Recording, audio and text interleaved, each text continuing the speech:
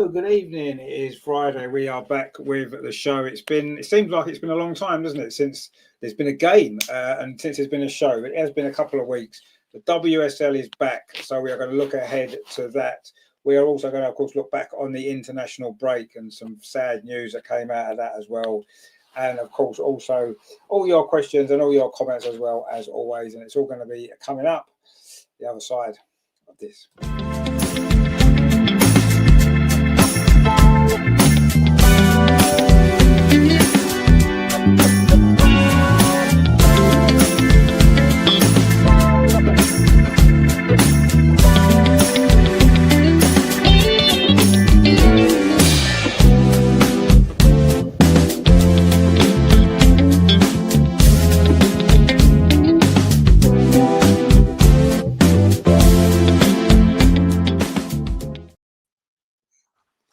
And, of course, joining us, as always, it is, of course, the Lord himself, the Lord of Arsenal, Lord Andreas. How are you this week?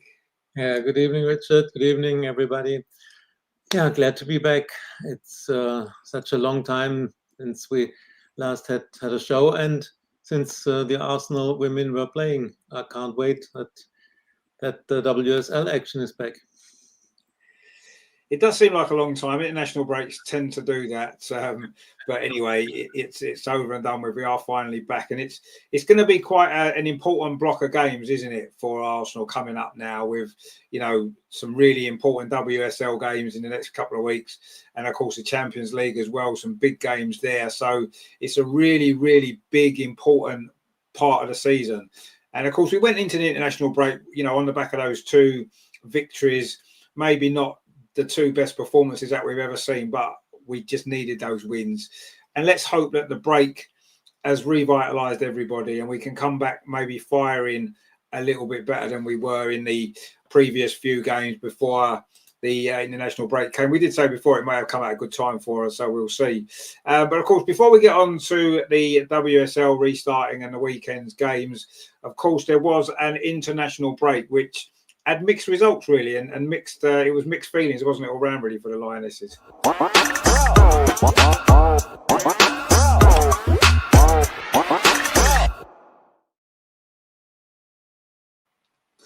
Of course, really sad news there for Michelle Adjemang. Obviously, we've heard now it is an ACL. It looked like an ACL. We've seen enough of them in the last few years. We know the signs, and it looked like that's what it was at the time. Really, really bad luck for her because she's just started to establish herself as such an important player for the Lionesses, of course, on the back of the brilliant Euros that she had.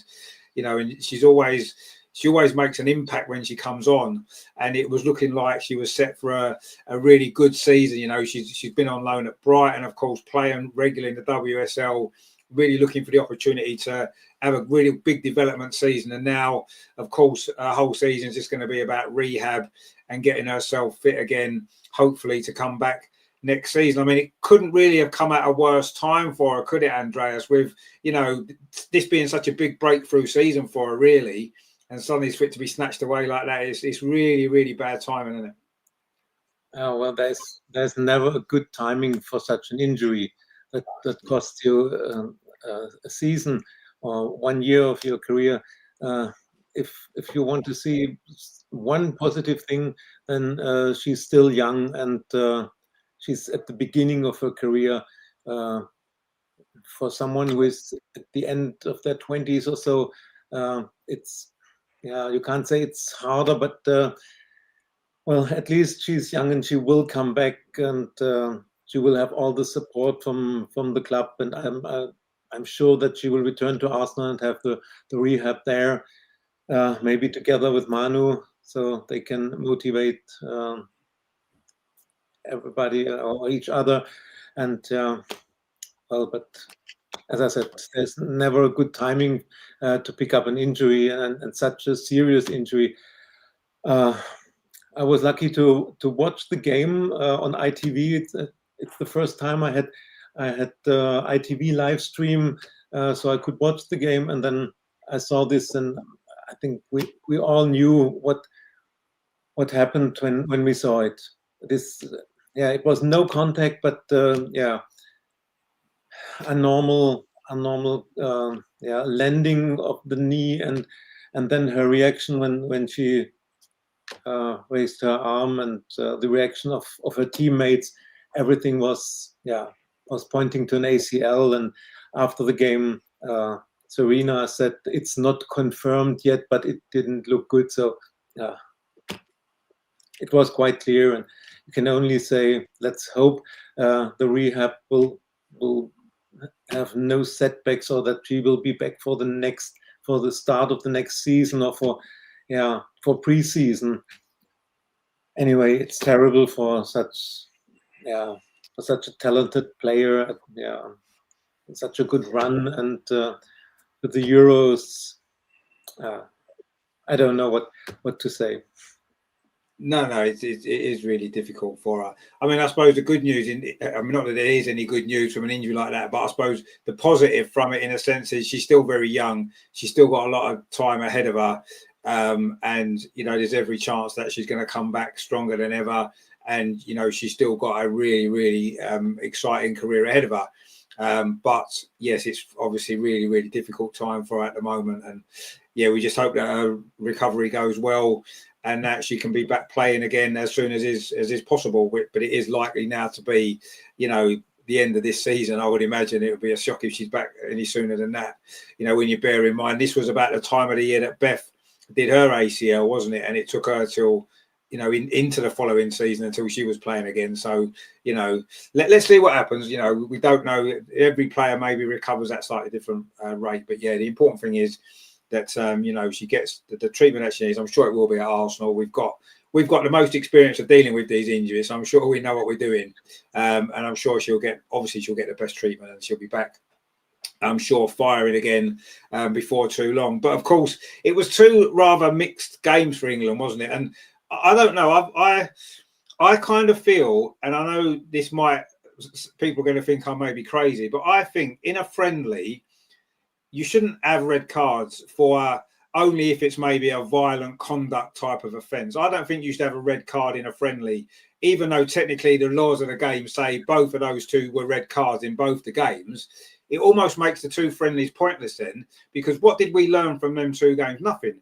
In the first 20 minutes against Brazil, what we saw was, with the team we had out with players missing, Brazil were much, much better than us.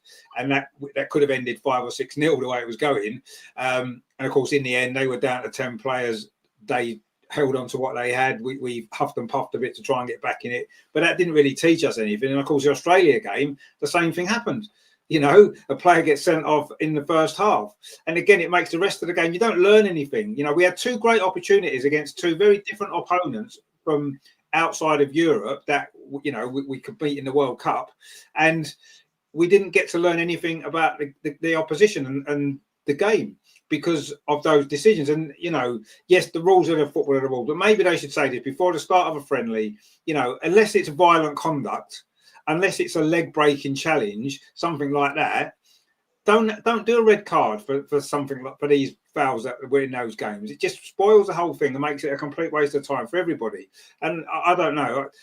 At the end of the day, it's a friendly. The result ultimately doesn't matter. What's important is what you gain out of the game, what everybody gains out of it. And I don't think England gained too much. And I don't think Brazil or Australia gained too much either, having to play with 10 players for so long. I just thought it spoiled both games and it made them almost a waste of time. I mean, what do you make of that, Andreas? Because, I mean, it did seem like those two games we didn't get much out of, did we, in terms of preparation and looking ahead to the World Cup and stuff like that? Yeah. Overall, I agree that both red cards didn't help to learn much out of these two games. But the red card against Brazil was okay, and because of the way the Brazilian team played, it was so physical and a lot of fouls, and so it was okay that they were punished for this over physicality. For the Australia game, no, I wouldn't have given a red card to Kennedy. It was a stupid action from her, but it destroyed the whole game as it was so early, and we couldn't learn a lot because our opponent was 70 or 75 minutes down to 10. And for Australia, it was a wasted game. They had no chance to get anything out of it because they were down to 10 and could only try to survive as good as possible. So I think some Australian players were a bit mad with Alana Kennedy for this stupid action she did. But Serena after the game also said that it was not the game she wanted to have, and she didn't get so much out of this. For the Brazil game, I think we were 2-0 down, and we learned something. We learned to play against a team who is so physical and coming down with two goals down and coming back. So this was okay. And this game, I see it different to the Australia game. The Australia game was over after the red card, and it was only the question how many goals will we score and how high the result will be. So 2-0, 3-0 with a penalty in the end. But this was a wasted game. The Brazil game showed us what to expect at the World Cup. It's not like the European teams are playing. It's a lot of the South American teams will play this way with physicality, with fouls, with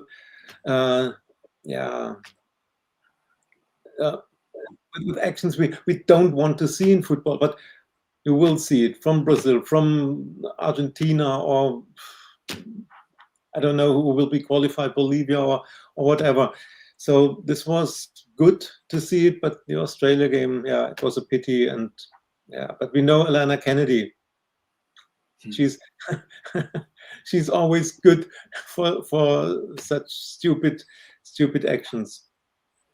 No, she is. Yeah, and I mean, you're right to a sense that for 25 minutes or whatever, we were given a lesson by Brazil, and that might do us some good. But it would have been much more beneficial if we could have faced that battle for 90 minutes, and had to face that type. Because in the World Cup, we're likely to have to, like you said, we're likely to play against that type of team, and they're not going to be down to 10 players probably that early in the game. And I would have liked to have seen, actually, they'd only just got the second goal, didn't they, when the red card happened? I would really have liked to have seen how we dealt with that game at 2-0 down when it was 11 against 11. I'd like to have seen how we coped with that situation, how we adapted to the issues that Brazil were causing us. We'll never find out now because Brazil totally changed their game plan because they had to. They just tried to manage their 2-0 lead, which was fair enough. But I would have liked to have seen us how we would have adapted to that situation, because they scored 2, they could have scored at least another 1 as well in that 20 minutes. That they were, every time they went forward, they were ripping us to bits. And yes, we had players missing, and that won't be the team probably that plays in the World Cup, or if it is, some of those players would have got more experience by then. But I don't know, although I found that the first 20 minutes quite difficult to watch because of how easily we were getting opened up, it kind of made me think that let's see how we can respond to this. Let's see how we can change things and get back, see if we can get back into the game. And we wasn't really given the opportunity. Yes, we got a goal back in the end, a penalty, and it's like, okay, fair enough, but the game was totally different by then. So I thought it was a missed opportunity that we could have really learned a lot more. We got a lesson for 20 minutes, and that's great, but we could have had a lesson for 90 minutes and seen how we responded to that and how we reacted, because, these are situations that we may well face in the World Cup next year, or the year after. So, I don't know. I was a little bit disappointed that the 2 red cards in them 2 games kind of took away the whole point of the 2 games for me, the whole point of playing them.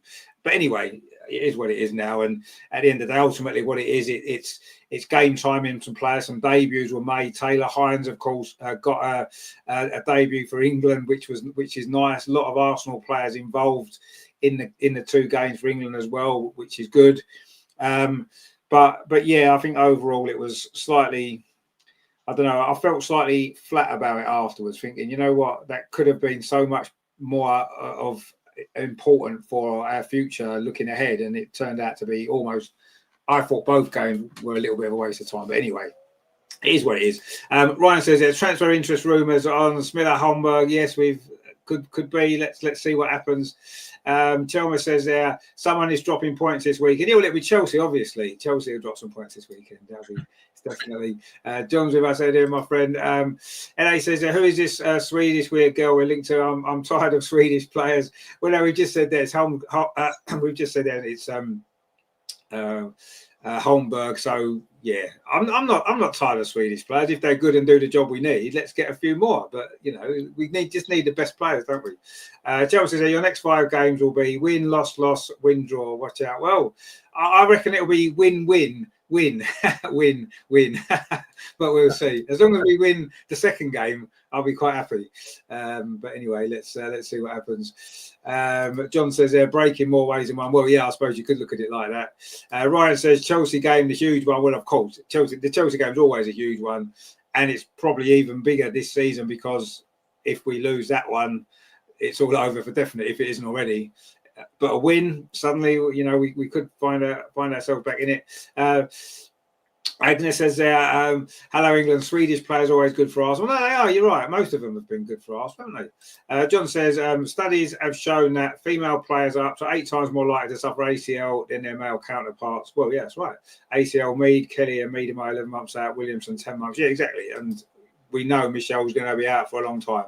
And you're right, women players are so much more prone to this injury, and what more can be done, I don't know. They've been researching it for a few years now, haven't they, to try to come up with solutions, whether it's to do with the boots they're wearing or what. I don't know. It seems to be more to do with the women's bodies, just the shape of women's bodies and the way that that the strength and weaknesses of certain parts of their body more so in women than men. But that's, I don't know what can be done, but it's not great, is it? Chelmer says, will Olivia Smith be fit for the Chelsea game? I would hope so, but we shall see. Matthew says, good day, Richard Andreas. How you doing, my friend? Good to see you. I guess is Caldente out of play? Not sure. Caldente is not injured, is she? Not that I'm aware of. I don't know, actually. Joe says, good evening, chaps. Long time no see. ACLs are a plague in the women's game, and I seriously hope that a vast amount of time and money is being spent to understand the causes and precautions needed. Well, I'm sure there has been, and I'm sure there is ongoing, but it's difficult to know what can be done. It's almost impossible to know what can be done. It is a very, very serious problem. There's no doubt. I mean, I don't know what the number of women players that have had ACL injury in the last 5 years will be, but it's incredible. It's such a high number, such a high percentage. It's ridiculous. And we only really focus maybe on the ones that happen in England in the WSL and stuff, but it's happening all over Europe, isn't it? You've got what's that German player? She's been out injured. She's got an ACL now, hasn't she, as well? Yeah, Lina Obadov. Yeah. There's so many going on. It is really, really serious problem. What can be done, I don't know. Are we putting too much demand on the players by the number of games that they're playing now? Is that an issue? I don't know. I mean, obviously, Michelle's not played as many games as a lot of other players, and it still happened to her. So I don't know. But I'm sure they are looking into it. Ryan says they're sad we don't do well with the ACLs. At least they should have specialist treatment. Now, well, exactly, yeah. We've got to have the best treatment because we've had enough of them. We've got enough experience, haven't we? But there we go. Once everyone says, big ups to the Lord, indeed, absolutely. Joe says, for Brazil match, I expected it to be intense. They're the champions of South America, so facing the champions of Europe, they were definitely coming with something to prove. Now, of course, and they are a physical team anyway. And I didn't particularly like the way they played. They were, I thought, too physical. But if we're going to have to play opposition like that, we need to be able to deal with it, don't we? We can't say to them, well, sorry, you can't play like that against us. We've got to get on with it and deal with it better than we did in that first 20 minutes of that game, because, if that game had stayed the way it was, we could easily have lost that 4 or 5-0, and that would have been great. So maybe the red card helped us out a little bit, saved us from that. But I was really keen to see how we was going to respond to that, because I don't know, I felt that their defence could have been got at if we could get the ball and play some football. We hadn't managed to really do it. But anyway, John says the Australia red was mad, but the player was doing fouls like it was a kickabout in the park with your mates. Well, yeah, the ref should have had a word instead of going straight for setting up. Yeah, I agree. In a friendly as well. Yes, in a proper game, of course, that's a red card, happy days. But in a friendly, I think you've got to look at you've got to look at the whole circumstance of it and think to yourself, you know, a little bit of common sense is needed, isn't it? And let's say, you know what, let's keep this game if we can, 11 versus 11. Let's make it a proper game. And unfortunately, yeah, the referee was very quick and eager to get that red card out. And that was that, really, wasn't it? But anyway, shame. So Shelby says, personally, I think the Brazil game was fun to watch. I know it was physical and Brazil played well, and that's what we might expect coming in 23. So, yeah, absolutely. No, I agree. It's what we might expect, and we need to deal with it. But it's a shame we couldn't get a chance to see how we could have responded. Ryan says, Russo always gets pulled everywhere because of her quick turns. Players just pull her back. Well, no, yes, she does, yeah. But if you can't stop them in the other way, that's what you're going to do, aren't you? Chelsea says, guess who made a difference in Australia game and didn't start against Brazil? Yes, I think I know who you're meaning. Ag says, and my name changed from Ag to Agnetic. Well, no, I can see it's changed, yeah, but you're still the same person, aren't you? You've just changed your name slightly. And now you're just out of ABBA, aren't you? Well, we thought you was anyway. DMD says he's with us as well. And once again says, don't know why, which I haven't changed your name, have I? I haven't changed your names. Your names are the same, aren't they? Your names are the same. It was a red. Well, it was a red. It's a red card offence, but obviously, in a friendly, you should say, you know what? Let's just give a yellow for that because it's a friendly. So yeah, I was a little bit disappointed with the two games because of how they turned out in terms of, you know, down to 10 players and stuff like that. But I say it was a chance to see some different players playing. I thought the young girl from Aston Villa who played against Australia had a good game, didn't she? You know, she really kind of came into the team and straight away fitted in really well in midfield, didn't she? She had a good game. Not really seen too much of her actually, but she played well, didn't she? She looks like one for the future, definitely. Yeah, she had a good game, and I'm sure she will come back for the next camp. The way Serena was speaking about her, she said she's scanning situations, not only what happens in front of her, but also what's in her back. And so, yeah, I think with these comments from Serena, you can say she will be in the squad next time too, and she deserves it. Yeah, pity that our Katie Reid wasn't able to be in the squad. I think she would have got a few minutes.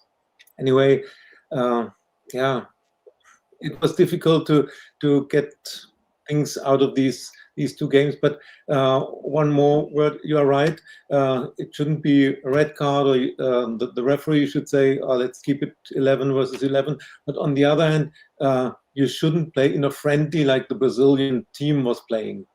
The referee could say to the Brazilian captain, come on, it's a friendly. What are you doing here? It's not a friendly. It's not friendly how you are playing, and let's keep it not too physical. So for me, it was only fair that they get punished for their behavior. And they got a red card, they got a penalty against them. Okay, maybe they learn from this, and you shouldn't play this way in a friendly. So that's the other thing against the Brazilian team. I was a bit. No, maybe that's true, and I suppose maybe Brazil might end up getting more of a lesson out of that. Like you said, they might understand that maybe they can't keep going around playing like that because in a World Cup, in a knockout game, that might cost them, mightn't it? A red card and a penalty could cost them at the game. So yeah, maybe they might gain some lessons out of it. But I just think that's just the way that they play, and I think their manager kind of epitomises that really, the way that they carried on. But anyway, I mean, it didn't really benefit us too much, did it? So, you know, but anyway, it is what it is. We've got two more interesting friendlies to come as well next month. So we'll look forward to them, and hopefully we'll get a little bit more out of them than we managed to get out of the last two games. But no, I mean, it was a great performance, wasn't it? You know, Joe says there that Lucia Kendall only made her debut for Aston Villa in September. So there you go, you see. I mean, what an incredible rise to the top that's been, you know, in 2 months to go from making your WSL debut for Aston Villa to going and playing your first game for England in that short space of time and making such a big impact. I mean, I think, you know, you mentioned Katie Reid, and we kind of worried, wasn't we, when she pulled out of the Arsenal game with an injury that she may not be fit, you know, her first call up, and it was a shame. But as it turned out, maybe those 2 games might not have really helped her too much anyway. So it might not be such a bad thing. She can get herself fit for the next camp, and I'm sure she'll get selected again if she gets back in the Arsenal team and plays as she has been. It's obvious she'll get picked. But yeah, it was a shame for her that she had to pull out. But injuries happen, and I would rather she didn't risk getting a worse injury by playing in those games, and so she can come back for us and get herself back playing again. Agnes says, McKay played very well in Ireland game. Yeah, wasn't it her 100th game for Ireland, wasn't it? She played this week as well. So good old Katie. She's still a great player, isn't she? So Matthew says, so some of us no game is a friendly. Well, no, I mean, I think when you're playing the game, you don't play it as a friendly, but you've got to look at it overall. It is a friendly, and let's try and get the maximum we can out of the game, and maybe the referee didn't help anyway. Joe says, I wouldn't mind seeing Lucia in for when Kim Little. Oh well, there you go. You see, I mean, let's see. I mean, what I liked about the international break mainly was the fact that we saw some young players coming in, and I think that the team has needed a bit of freshening up anyway. I think over the last couple of years, yes, we managed to win the Euros, and that was fantastic, but I do think that the team maybe does need a bit of freshening up going forward, especially with the next World Cup in a year and a half's time. I think we need some younger players coming through who can put some pressure on some of those more established players, especially in midfield, because I think that's where we've maybe lacked a little bit of spark. We managed to get through the tournaments, the last 3 tournaments, 3 finals, but I still think that the squad's the team's getting a bit older. We need some younger players coming in, and that was one good positive because we saw some young players make some good impact in the team, and that looks good for the future, doesn't it? But yeah, I'm sure Lucy's going to get quite a lot of attention over the next couple of years or so if she carries on the way she's going. 170 Gunner says, does Jess Park not play for England? Such a good midfielder. Well, no, was she not injured as well? Did she not have to? She pulled out the squad, didn't she, Jess Park? Yes, she withdrew from the squad a few days before the Brazil game with a slight, I think, calf injury or something like that. But yeah, they said nothing serious, but she returned back to her club. Yeah, no, she's a good player, absolutely, and I'm sure she'll be a big part of the squad going forward because you're right, she's a very good player. I really like Jess Park actually. Chelma says, other than McCabe and Ford, are there any Arsenal players who scored in the international break? That's a good question actually. Did Stina not score against Spain? I can't remember. I don't know what the score was actually. I didn't see too many of the games. I watched bits and pieces. I saw the 2 England games. I didn't see too much of the rest of them actually. And he says, Katie shoots when she's at Ireland but doesn't at Arsenal. I wonder why. Well, that is true. She used to shoot for Arsenal from outside the box, didn't she? And now she doesn't seem to as much. You're right, actually. That's an interesting point that maybe we maybe get an answer to in the rest of this season if we start seeing her do it again. But we know she can score goals from anywhere because she's done it plenty of times before. But you're right. She doesn't seem to do it anymore, does she? I can't remember last time she had a shot from outside the box, actually, for Arsenal. It seems a long time ago, doesn't it?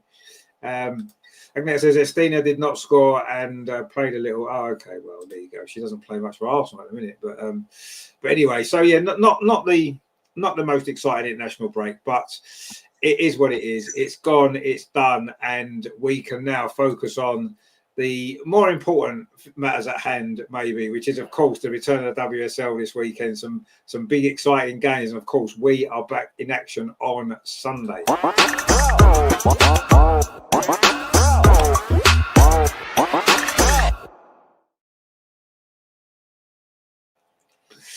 Now, of course, Leicester is a team that we will be big favourites to beat, of course. Although, we've had 1 or 2 problems in the away game against Leicester, haven't we? Last season, we only won 1-0. It was, we got an early goal and then we struggled to get the second. And, of course, the year before, if you remember, we were 2-0 down.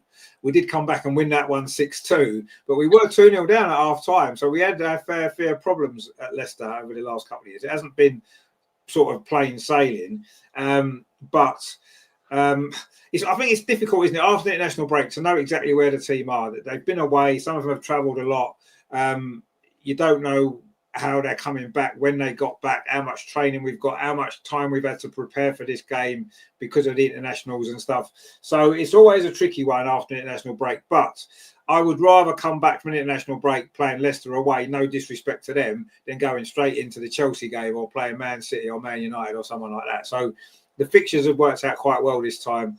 But it is a game we should win. I mean, obviously, Andreas, Leicester aren't, they're one of the weaker teams in the league. We know that. But every game can have its problems. There's no pushovers anymore as there used to be. And we're going to have to be, we're going to have to play pretty well to get the result, aren't we, as always? Yeah, of course. And we all know from last seasons that we always had problems after the international break to come back in, come back rolling, or So I just checked Leicester's results. They don't score a lot of goals, except in the League Cup against Ipswich with 5-1. But then others 1-1 against Everton, 0-0 at Villa, 1-0 against LCL. But they only lost 1-0 to Chelsea. So they don't score a lot of goals, but it seems to be difficult to score against them. And their goalkeeper, Janina Leitzig, she was very, very good in last season. So, it will be difficult to break that defense. They are at home. I read that there will be 2,000 Arsenal supporters in the away end. So that will will make a feeling like being home for our players. But anyway, it's the restart after the international break. It's difficult. Some players came back late. Emily Fox, I think, returned yesterday from the United States. So it's always a bit difficult, and of course the pressure is there. We are not allowed to lose any more points if we want to be in the race for the Champions League spots. And Leicester City is, no disrespect to them, but Leicester City is an opponent we must win. The 3 points are just, they are not only needed, it's just a must win for us. And look at our next challenges. Next weekend, it's Chelsea. So not winning away at Leicester would make the Chelsea game, the pressure is high, but it would be enormous. So let's hope we have a good performance and not only get a 1-0 win, but let's score a few goals. Let's get self-confidence out of this game and have a good performance. So that's what is needed, besides the 3 points, of course. Yeah, and it is because, although we won our last 2 games before the break, we didn't play particularly well in either of them, did we? It was a bit of a struggle. And yes, we need to start playing better again, getting our rhythm back and stuff like that. And yes, it is difficult after the national break.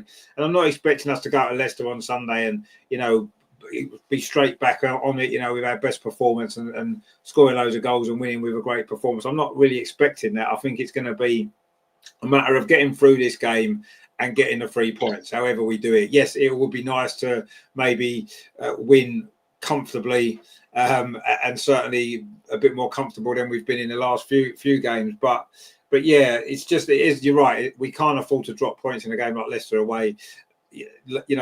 That's a game that if you want to win the league, you have to win. You have to go to Leicester and win, don't you? You can't really do anything else if you want to be taken as seriously as title contenders, regardless of whether we were 4 or 5 points clear at the top now, or whether we're in a position that we're in. You've still got to go to Leicester and win. If you're a top team that's serious about winning anything, you've got to beat a team like Leicester. You have to.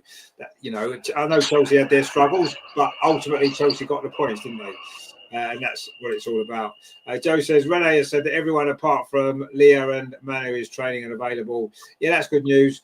Also, Leicester are doing well at home. Yeah, they're doing okay at home. And it's not going to be an easy game, but, we really do need to find a way to win.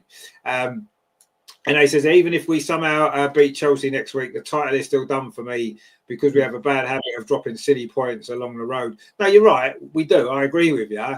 But let's at least try and keep it interesting. Let's at least try and keep ourselves in it.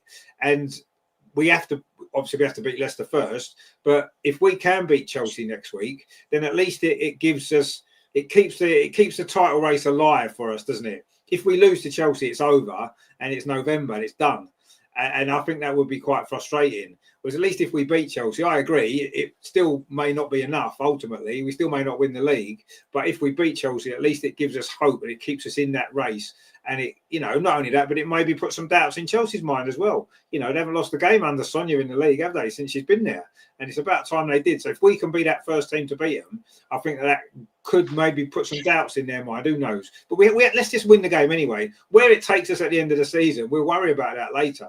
We can only concentrate on the here and now. The here and now is we beat Leicester, we beat Chelsea, and then we'll go from there and see what happens. But yeah, we have to beat them anyway, regardless if it leads to us winning the league or not. Let's just beat them. We haven't beat them the last couple of years in the league. Gemma says they came in with a low block, and if you don't know how to break it down, they'll just sit back and wait to hit you on the counter. Yeah, but I mean that's generally what most teams tend to do against us anyway.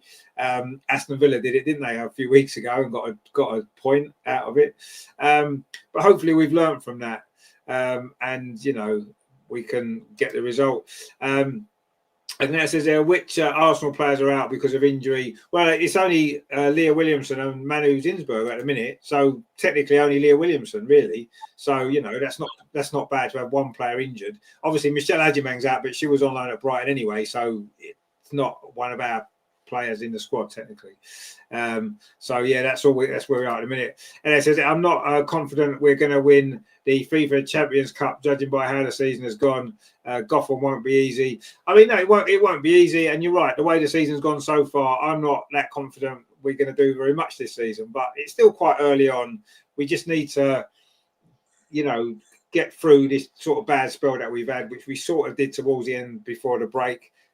Kick on again on Sunday against Leicester, and hopefully we can get some confidence and some momentum building up as we get into these big games coming up a bit later on. I'm not too worried about that at the minute. We've got some big games coming before all of that, so let's get them played first. Let's get them out of the way, and hopefully some big results, and then we can worry about that a bit later on. But it could be, I think this could be quite a big weekend in the WSL, actually. I really do.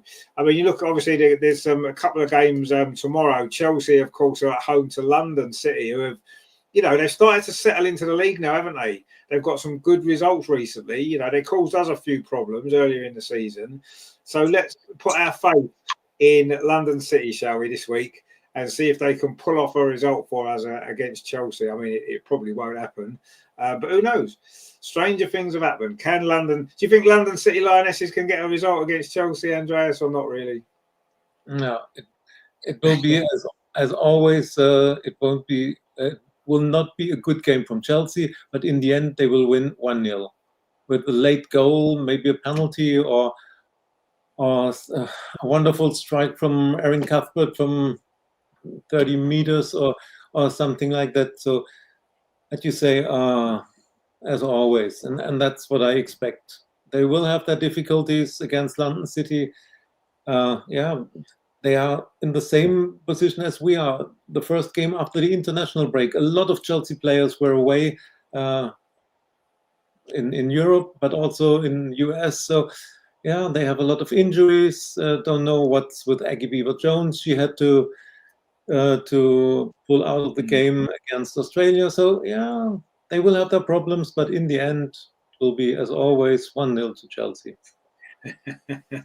Yeah, it probably will, to be honest. I always live in hope every week. I look at Chelsea's games and think maybe they'll drop points this week. Maybe this is the week. And I look at that one and think, London City are doing okay at the minute. I think they could. Can they win against Chelsea? Probably not. Can they scrape a draw? They probably could if they, if things go in their favour. But you're probably right. Chelsea will probably snick it with some dodgy goal in injury time. A penalty that they didn't deserve. Chelsea's gone 4-0 Chelsea easy. Well, yeah, I don't know if it will though, because I think London are actually all right. They've got some good players, and I think that could be quite a difficult game. But we'll see. Agnes says London City will beat Chelsea. Let's hope so. Let's hope you're right. I'd love to see that happen. That would make my day. And it says Man City had quite a few key injuries and we still lost to them. Yeah, that's true. Bayern also have their own injury issues, and I'm not sure we'll take advantage of that because we're too conservative. Well, yeah, I kind of agree with all of that, really. I mean, we did lose to City when we had chances in that game. We shouldn't really have lost it, should we? But yeah, hopefully we've got over that little bad patch now, and we can start afresh after this break, and we can start getting some momentum like we did this time last season. We started some momentum, didn't we? And 1 or 2 wins, suddenly it can snowball, can't it? I mean, John makes a good point here. He says in the Premier League, everyone said Liverpool unbeatable, then they lose one game and it starts a losing run, 6 in 7. Nobody knows what could happen if we beat Chelsea. Exactly. No, that's what I'm saying. I agree 100%. Yeah, that's what I mean. You see, they haven't lost yet, and eventually they're going to lose a game. Our invincible team eventually lost the game. And look what happened. We suddenly found it difficult after that, didn't we? You lose a game and suddenly it all can fall apart quite quickly. Maybe that'll happen with Chelsea. Maybe they'll lose. Maybe they'll lose tomorrow, and then when we play them, they lose again 2 in a row, and then suddenly that's when the doubts creep in.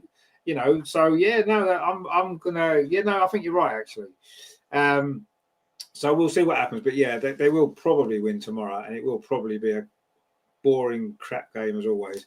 And of course, the other game tomorrow is Man City home to West Ham, which is a little bit of a pointless game because Man City will surely win that game. That will probably be 4-0 to Man City, you would expect, or maybe more, because West Ham are really, really struggling, aren't they? They just, I don't know what's wrong with them. They just look really, really bad.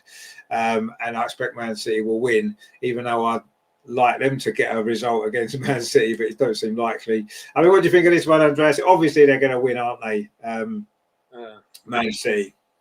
Yeah, I think West Ham, they had a bad start to the season. I saw them against Chelsea at home where they lost 4-0. So I don't expect anything from West Ham. I think it will be a piece of cake for Man City. It will be 4-0, 5-1 or something like that. Yeah, they will do something for the goal difference. So that's what I'm afraid of. Yeah. Potentially, yes, it's possible. I mean, to be fair, we beat West Ham 5-1, didn't we? So we've got a good goal difference against them. So yeah, you would expect that's going to be the case. I kind of agree. I think Man City will win that fairly comfortably. Bunny Shaw will have a field day, won't she? Let's be honest. She'll be rubbing her hands together at the thought of playing against that defence at West Ham. But anyway, you never know. International break, Man City have had players away as well.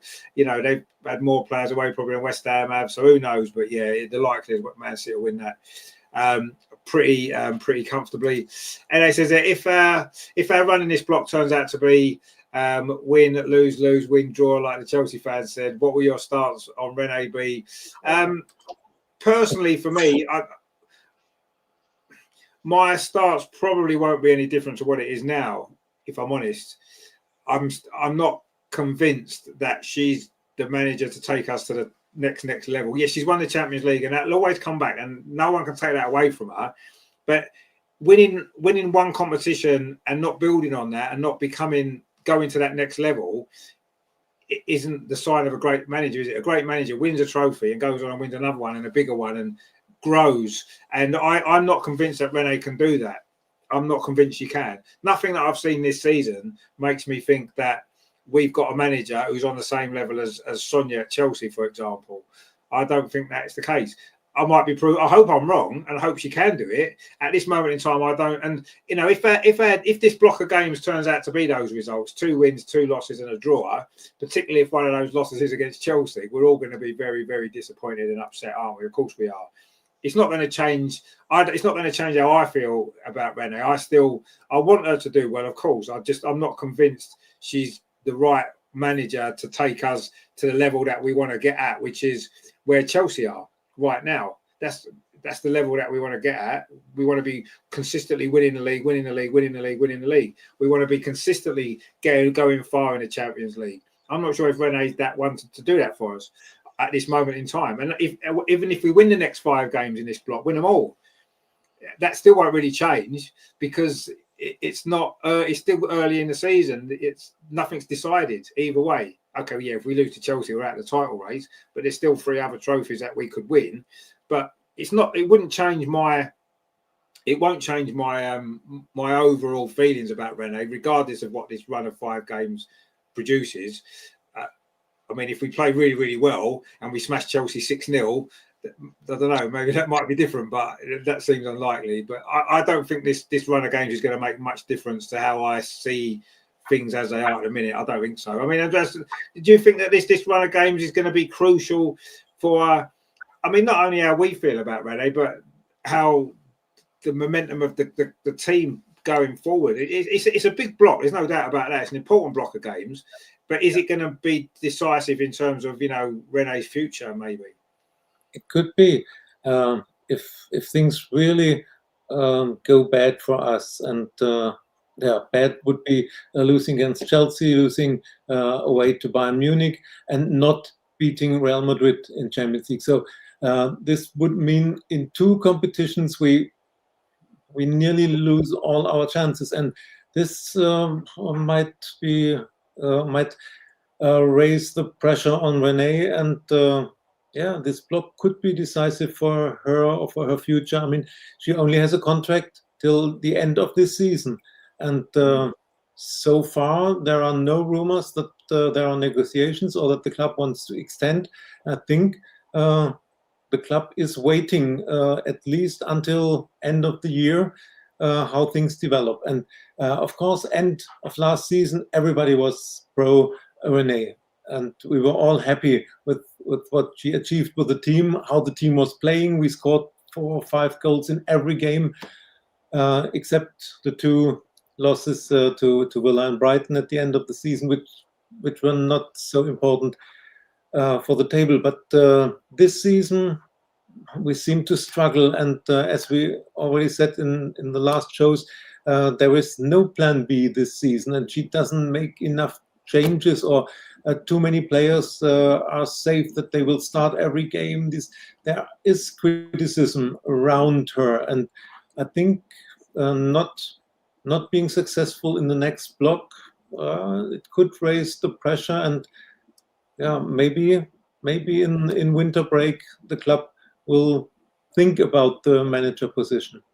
I don't know. At the moment, it's difficult to say, and I don't really have a definite opinion about her managerial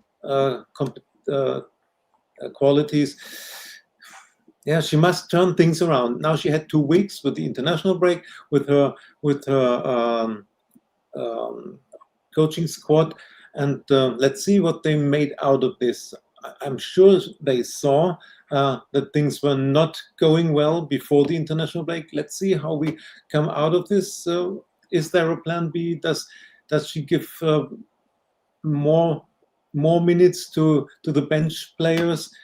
What would be necessary? And it's a very important block for us. Not the Leicester game, but the Chelsea game, the Bayern game, and then the Real Madrid game.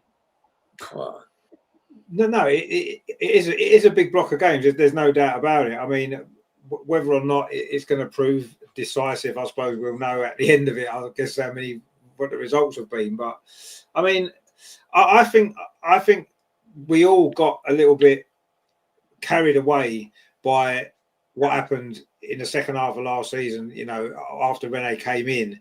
And I think we're all got a little bit carried away with it slightly. And yes, obviously, in some ways, probably understandably so, because we played some great football, scored a lot of goals, and obviously won the biggest competition that's possible to win.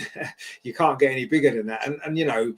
And all of that was fantastic. But none of that will mean very much if we don't build on that success.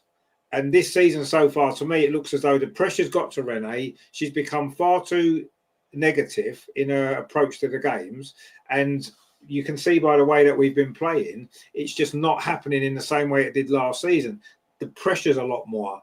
And is that the problem? Is everybody finding that pressure a little bit too much to deal with? I don't know. Is Rennes finding that pressure difficult to deal with? Last season, for most of last season, she was only interim. There was no pressure on her whatsoever. If she lost 2 or 3 games, they got rid of her. She was only interim anyway. And the fact is that everybody could relax. And you could see it. We look a different team this season, don't we? We look a totally different team with largely the same players because the team aren't playing with the same freedom they were last season. And that was one of the things I loved about Renee when she first came in, the fact that the team were playing with freedom. The handbrake was off, if you like, and it was all flowing and it was great. This season, it's been far too negative, the way we've played. You know, far too negative. We're just looking at trying to play more of a possession game, keeping the ball sideways, backwards in our own half, not creating anywhere near enough chances and struggling to break teams down. And last season we were just running through teams like they wasn't there half the time. And I want to see that Arsenal again. And if Rene's not able to get that team back and produce that type of football again, then is she going to be the right person long term? I don't know. At this moment in time, I'm not convinced, and I don't think the next 5 games are going to necessarily convince me either. Even if we won them all, it might help. But I'm still undecided on whether or not she is the right one to take us to that next level. I'm not convinced she is. But let's see. At the end of the day, she's earned the right for not to really be under too much pressure this season. She's earned that right for what happened last season. But ultimately, you can't live off that for the rest of your life. You know what I mean? You've got to do more and more again. You know, Emma Hayes didn't sit back because she won a couple of WSLs and thought, I've done it now. No, you keep striving for more and more and more. And that's what Rene's got to do. That's what this Arsenal team's got to do. You know, we might have won the biggest trophy there is, and maybe just winning a Subway Cup this season might seem a disappointment, but we've won a trophy the last 3 seasons. So we have to win a trophy this season, one of them. And if it happens to be the Subway Cup again, at least it's better than nothing, isn't it? And it's something to build on going forward. It's not enough, really.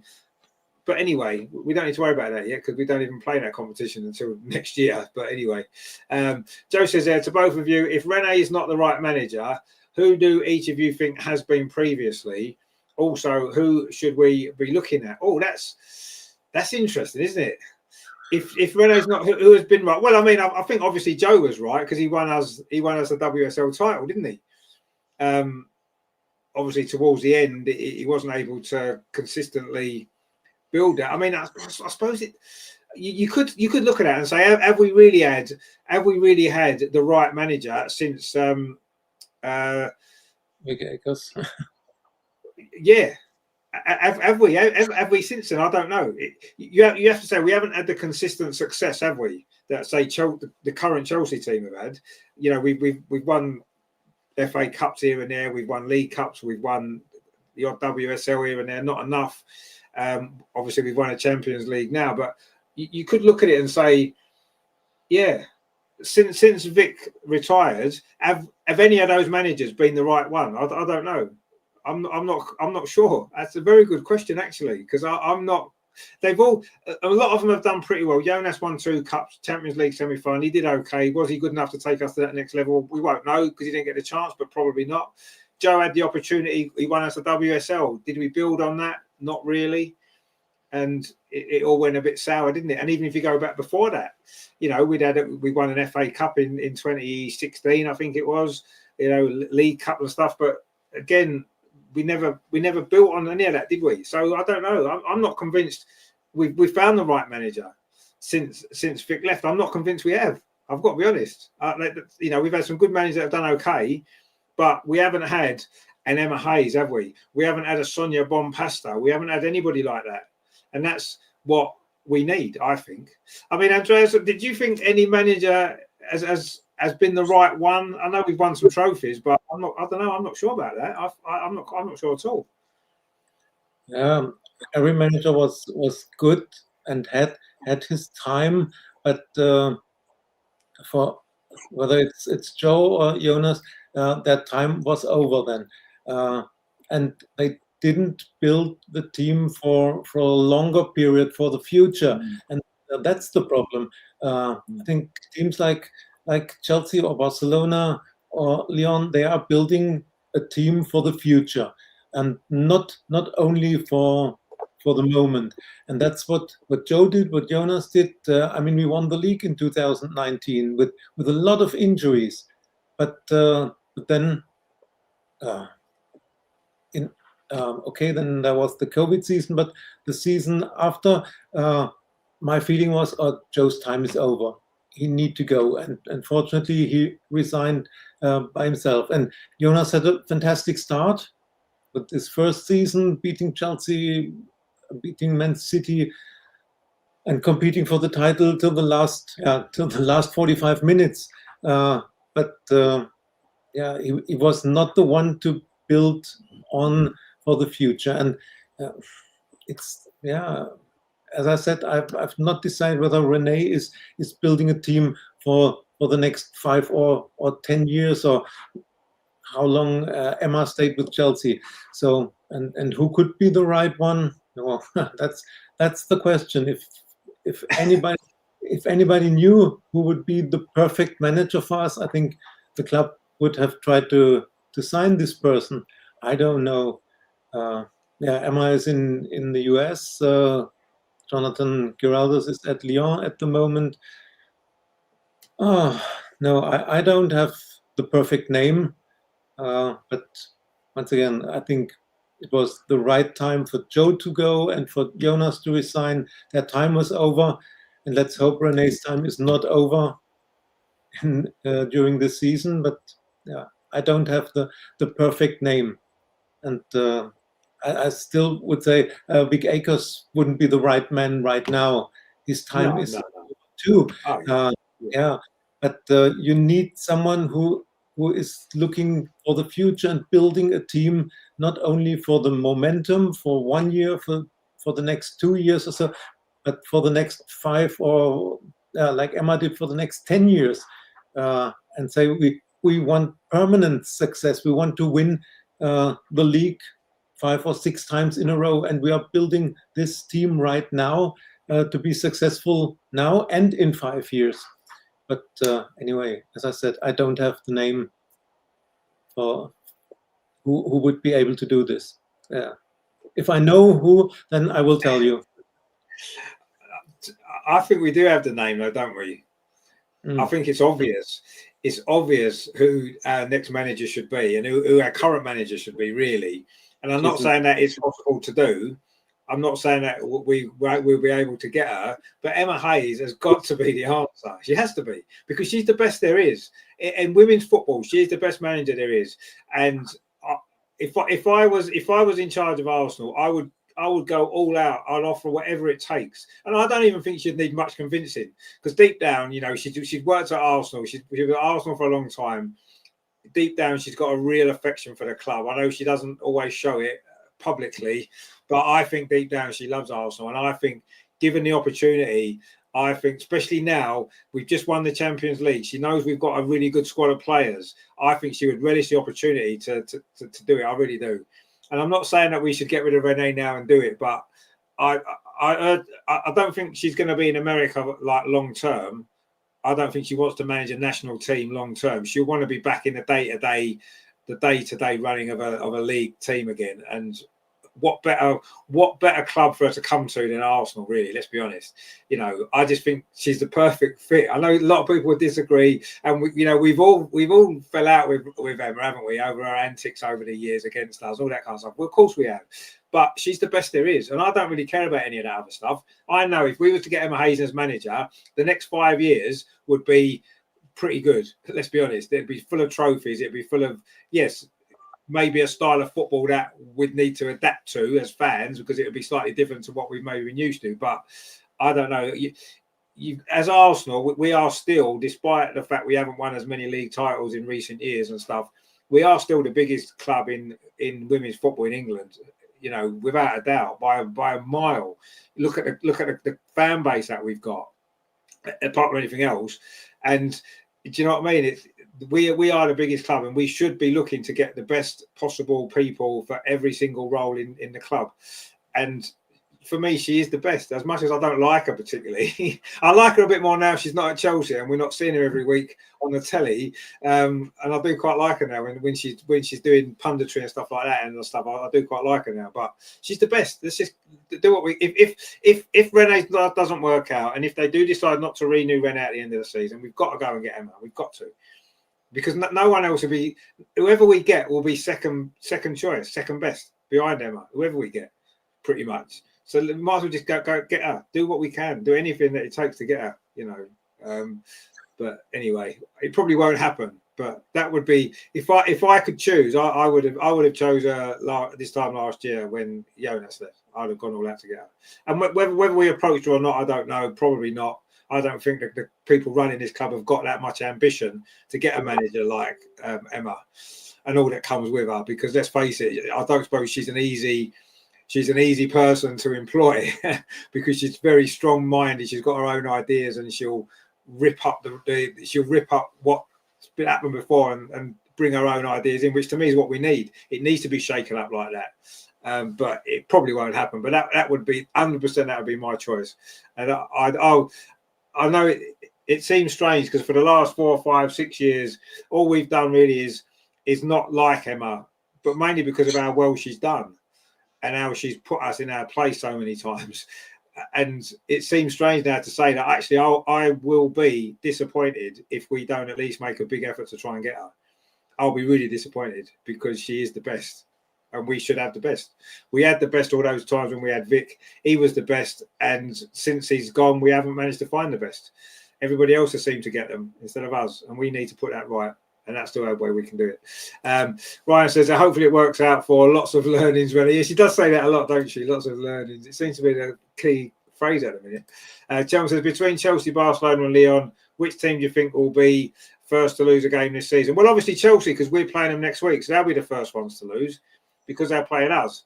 Although Lyon managed to beat us, didn't they? So, but no, Chelsea will definitely be the first team to lose because we're going to beat them. So there you go. That's the answer to that one. Sorted out. LG says, Rene has parallels with Arne Slot. Well, I don't know. You could say that. Maybe. We'll see.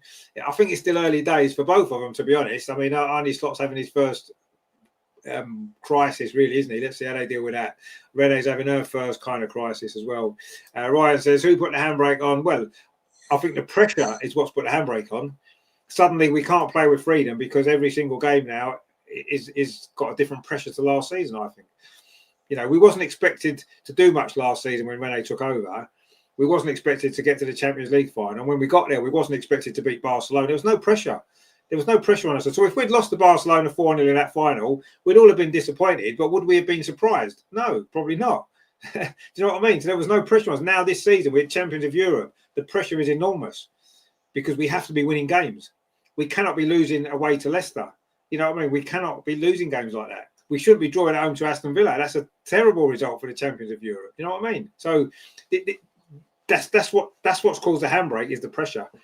It's much more difficult for us now, and we've got to deal with that better. Rene's got to deal with it better, and that's going to be key to whether or not she's got what it takes to take us to that next level. You don't think Sonia's under pressure this season, and after what Chelsea did last season, Emma wasn't under pressure at Chelsea year after year after year. They're winning trophies after. Of course they were. They dealt with it, and that's what Rene's got to find a way to do. But let's see. Matthew says the club didn't build on it either. We got a young talent in Smith, nothing much else. We needed to clear out. The vets got their trophy. Well, yes, I kind of agree with that. Actually, I do. But I think with a clear out, you've got to be careful. You can't change too much too quickly. You've got to do it more gradually, haven't you? You can't. We couldn't just get rid of 10 players this summer and bring in 10 players and expect it all to click and it to work. You've got to keep some sort of solid base that you've had, and you've got to add to it, and you've got to do it. We haven't done enough, I agree, but I don't think it can be a case of just throwing everybody out and starting afresh. It won't work like that. We've got some good players, and we need to build around them. The experience that we've got, we need to build around that better, and we don't look as though we've done that yet. But let's see. There's still time for the season to be turned around and go our way. Tiago says Rene should know Ford is the best player at Arsenal and should never be benched. I don't know if she's the best player. Come on, I mean she's good, but I wouldn't say she's our best player, is she? Let's be honest. I mean Mariona Caldente is our best player, but this season she hasn't been, and that's an issue that Rene's got to sort out as well. So Topsell says Rene record 41 games, 29 wins, 3 draws, and 9 lost. Yeah, and that on paper that looks really good, doesn't it? But most of that was last season, let's be honest. Most of the good stuff of that was last season, and most of the bad stuff has been this season. And while that's a very good record, absolutely it is, ultimately, you're only as good as your last performance, aren't you? What happened a year ago is almost irrelevant now. What matters is now. What are we doing now? The last 5-6 performances before the international break wasn't particularly good. The results wasn't good until the last 2 games. Yes, we got 2 wins, but the performances were bad. Chelmer says Sonia record 38 wins, 5 draws, and 3 defeats. Well, yeah, 3 defeats, none in the league. And there you go. You see, that's the difference there, isn't it? I mean, Rene's done well, but look what Sonia's done, and look at the turnaround in players that they've had as well. They've had quite a big turnaround in players, haven't they, since Sonia's been there as well, and it's made no difference to the results. But there you go, you're 3 losses in the Champions League. Yeah, exactly. LG says, Chelmer sarcastically doesn't rate Ford. Told you everything you need to know. All right, okay. Do you think that was? Yeah, maybe it was. Obviously, Ford's not our best player. I do like Ford, but yeah.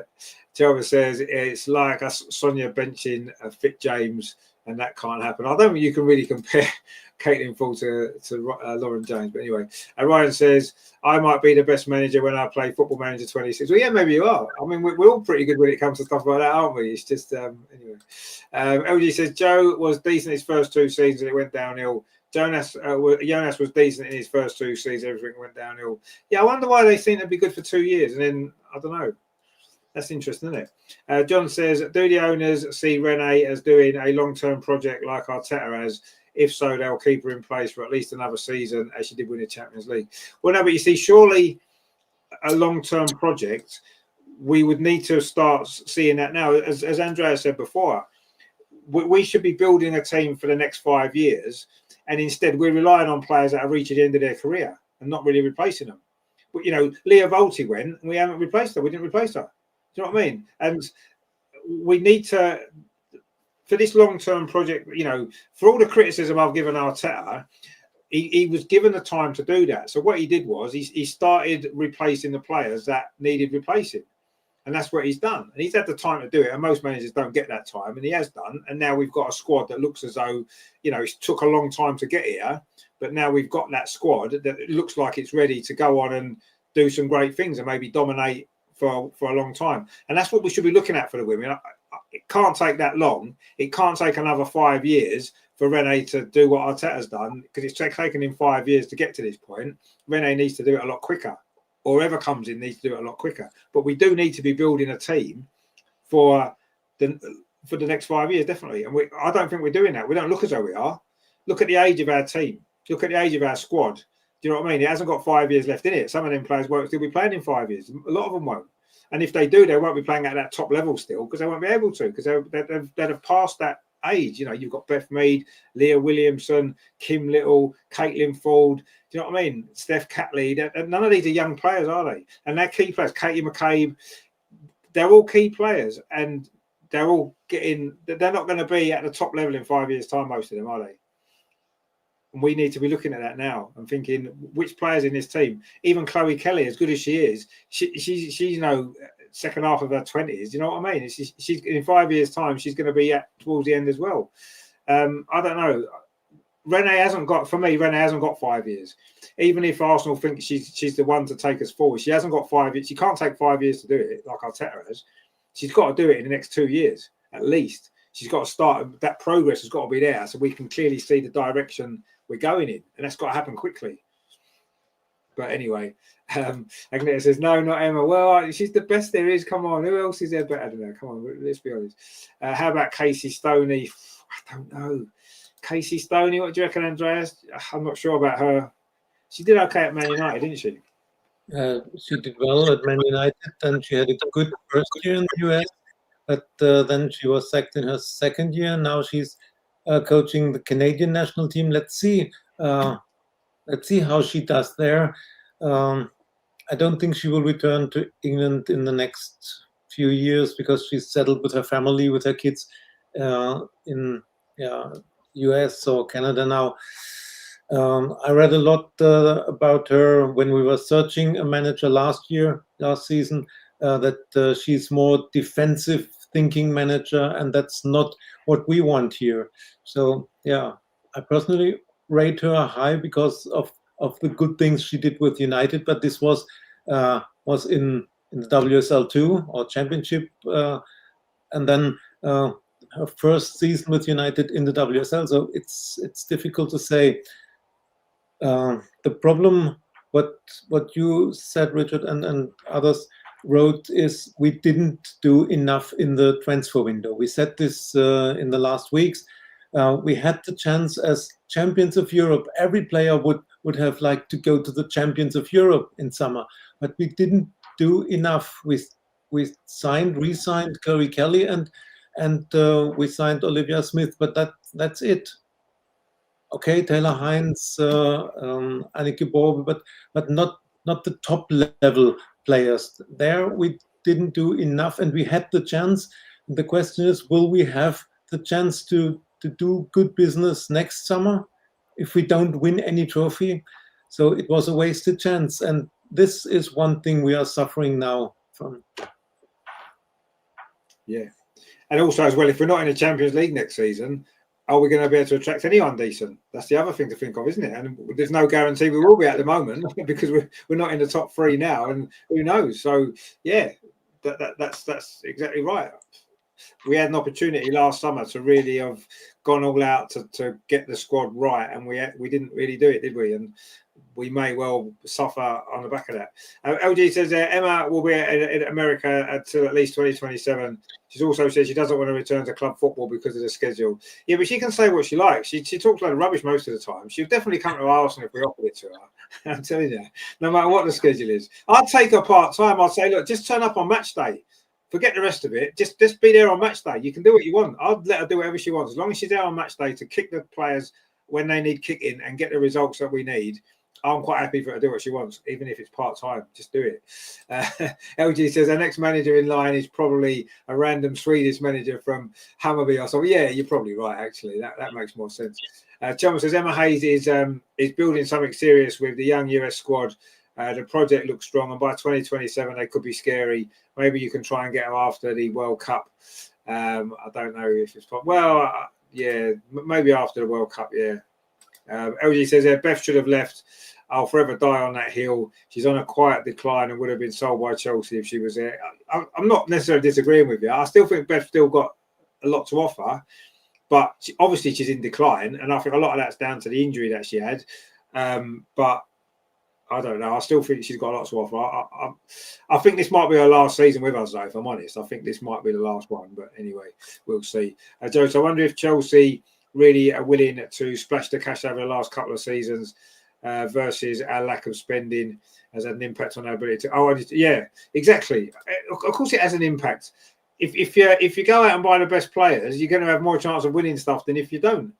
We can't keep relying on free transfers. Although we've got some good players on free transfers, we can't just keep expecting to build a top squad by doing that, because you need sometimes to say, right, you know, we spent £1 million on Olivia Smith, but if that's all we're going to do, that's not enough. You know, we need to buy another 2 or 3 players of that sort of age and that sort of quality. That's what we need.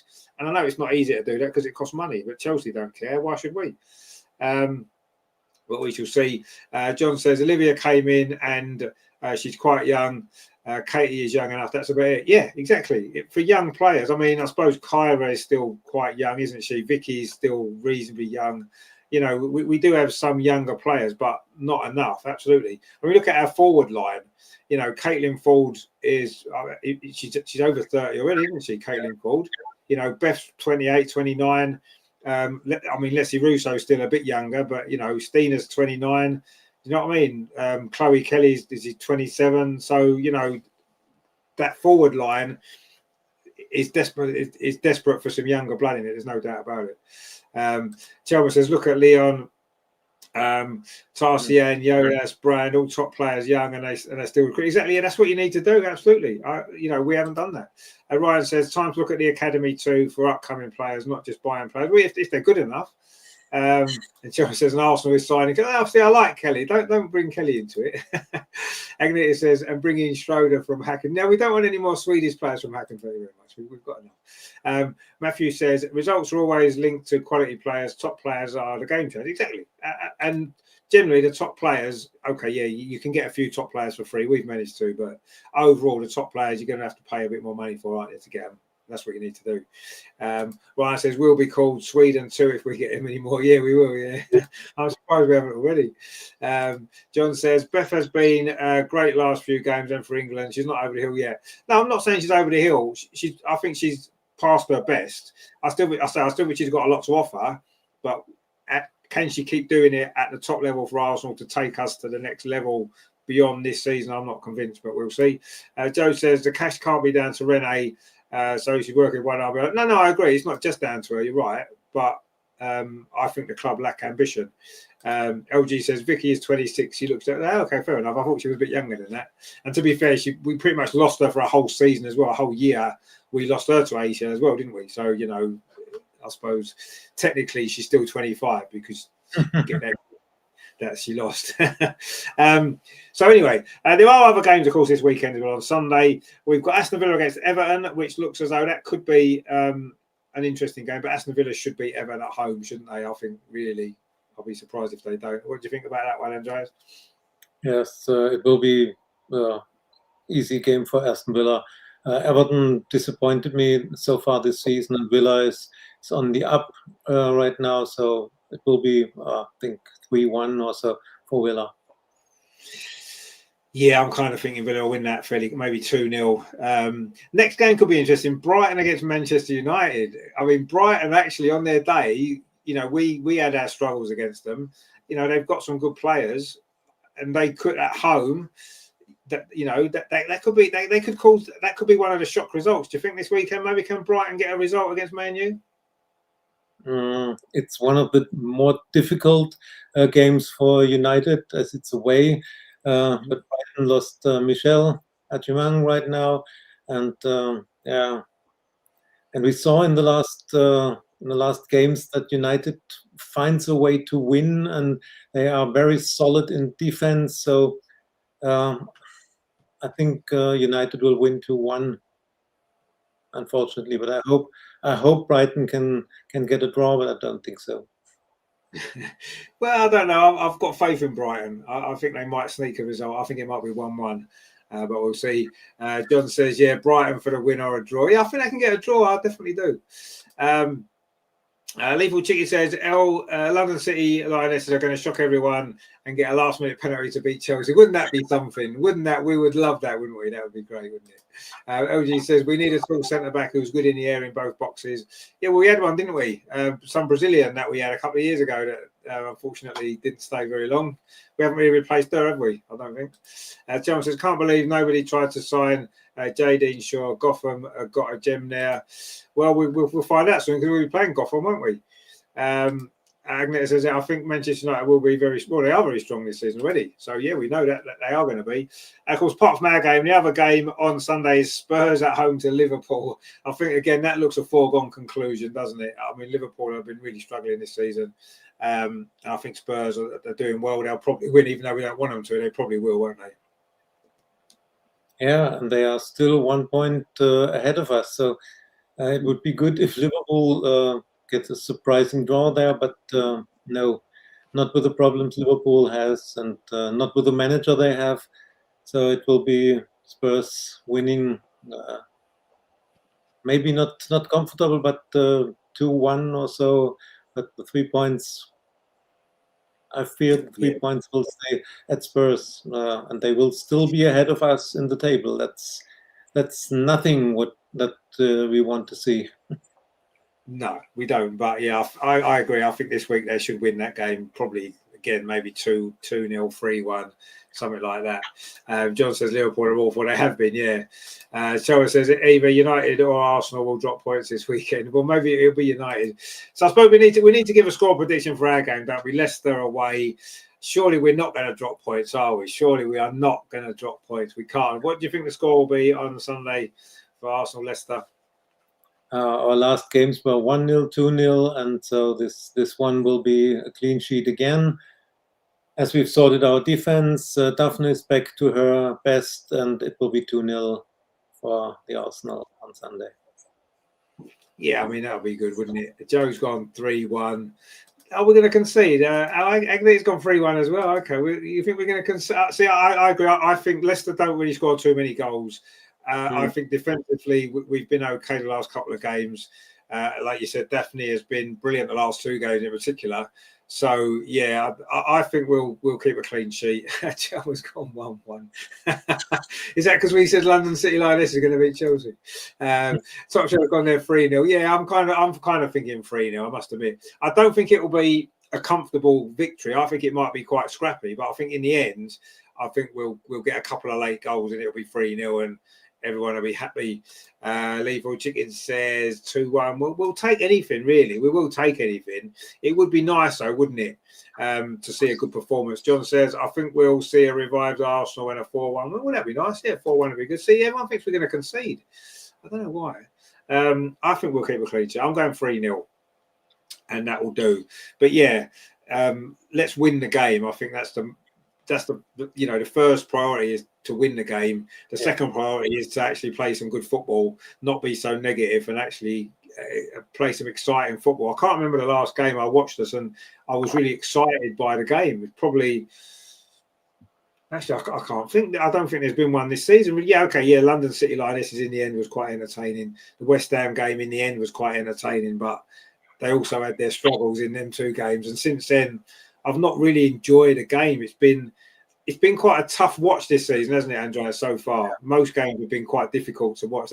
Not much to enjoy. Some of the results have been good, but the performances have been quite difficult, haven't they? Yeah, absolutely agree. Even the games against LCL and West Ham, we had parts of the games where we lost the control in midfield and struggled. No, there was not one game in this season where we were really convincing over all the 90 minutes. And this must change. And if we want to be on our top level, on our best against Chelsea, we should get confidence this Sunday away at Leicester. So let's hope for a very good performance and a convincing win. That would be nice and it much needed as well. I mean, the more I think about it, though, is there more pressure on Chelsea when we play them next week? Assuming we both win this weekend, Chelsea will have a lot of pressure coming to the Emirates. I think, yes, there's pressure on us as well, but no one will really, the way things are at the minute, I don't think too many people expect us to beat Chelsea. We hope we can. We'd love it if we did. I'm not going into that game expecting us to win. That maybe puts a little bit more pressure on them, maybe. I don't know. I mean, we do need to win, obviously, but I don't know. Agneta says LCL will beat Chelsea. I hope you're right. I really do. Lethal Chicken says this is a huge warm-up for Chelsea next week. Well, yeah, it's our first game back. We need to get the result. Joe says around 55,000 tickets sold for a Chelsea game. That is going to be some game. There's no doubt about that. But we shall see what happens. Matthew says, I would like to say 3-0, but I think 1-0. I haven't seen anything from the team so far. No, you're right. I kind of agree with you. I'm not expecting us to go out and have one of them great performances because we haven't managed to do that yet all this season, have we? Lethal Chicken says Chelsea can settle for a draw, though. Yeah, but I don't think Chelsea can come to the Emirates to play for a draw. I'm sure they'll be happy with a draw, of course, but they're not going to be able to come and play for a draw, are they? Because if they do that, then that's playing into our hands a little bit. Joe says, we need KCC in the 8 and get Mario in the 10. Yeah, exactly. But will Rene do it? That's quite adventurous for Rene at the minute, isn't it? John says, West Ham, Aston Villa and London got a goal against us. We can let in some cheap goals. That's why I've given Leicester a goal. Well, no, we can. But in the last couple of games, we've been a lot more solid, haven't we? So LG says, Chloe Kelly must start. I agree. She's fit. She has to start. I absolutely agree with you 100%. I'm not sure why she hasn't been starting. But anyway, Agneta says maybe bring in some 15-year-old player. Yeah, maybe that's what we need to do. But yeah, we should beat Leicester, and hopefully that can be the kickstart that we need for this block of games. Which, as we've said, it's a big block. There's some big games in there. We've got we've got 2 big Champions League games, haven't we? We've got Chelsea in the WSL as well. So these are all games that if we can get the right result, then it might put a whole different complexion on the season, won't it? Because at the minute, I think we're all a little bit flat. We've all been a little bit disappointed with the way we've been playing. Some of the results have been really poor. And I think we all need a lift, don't we? I think that us fans need a lift. I think the players need a lift. I think everybody at the club needs a lift at the minute. So let's start the process with a win on Sunday against Leicester. and then we've got a whole week then to prepare, haven't we, for the Chelsea game. To be fair to Renee, in one-off games, she's kind of got it right previously, hasn't she? And if you can get if you can get her tactics right in that one-off game against Chelsea and win, then that'll be fantastic. Let's see. But we have to beat Leicester first, or it almost becomes irrelevant, doesn't it, the Chelsea game? You'd have to take one game at a time. Chelmer says, there's no way Chelsea will lose to LCL at Stamford Bridge. We will sack Sonia next morning. That'd be a good weekend, wouldn't it? So London will beat Chelsea. They sack Sonia. It's happy days. But I don't think that's going to happen, is it? But anyway, who knows? Football's a strange game. Strange things happen sometimes. You just never know, do you? But we're going to win, and that's the only thing that we're worried about. We can't control other teams' results. All we have to do is keep winning as many games as we can, keep winning, beat Chelsea, keep winning the other games, and hope that other results end up going our way. And at the end of the season, we will be celebrating something pretty special again, as we were, of course, last season. Andreas says, Richard Andreas, thank you very much. Happy Halloween. Well, happy Halloween. I don't know whether you celebrate Halloween in Sweden. I'm not sure what goes on with it, really. It's got more and more of a big thing here, actually, lately. I don't know why. But anyway, Chelmer says, so you're relying on Chloe Kelly. She's great, Chloe Kelly. I don't know what your problem with her is. She's great. I think she's brilliant. So, yeah, I want her to start. And she's going to do a good job. She's going to score a goal or two, I reckon. But we'll see. Let's just win the game. That's the most important thing.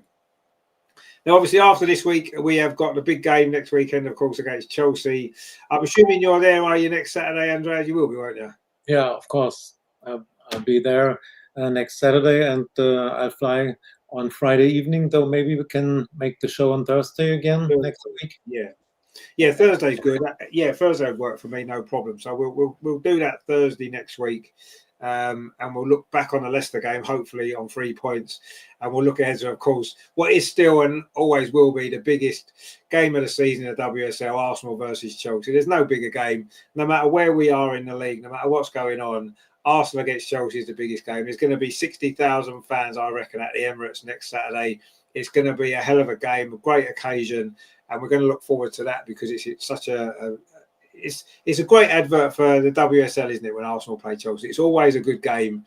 It's always exciting. There's always stuff happens. There's always excitement. There's always drama. There's loads of stuff going on. And this one won't be any different, I'm sure. And it's going to be a great, great game. Chelmer says a penalty merchant. She's not a penalty merchant. Joe says Kelly is good for Leicester. Yeah, she is. I think she's good for all our forward players because she puts great balls in.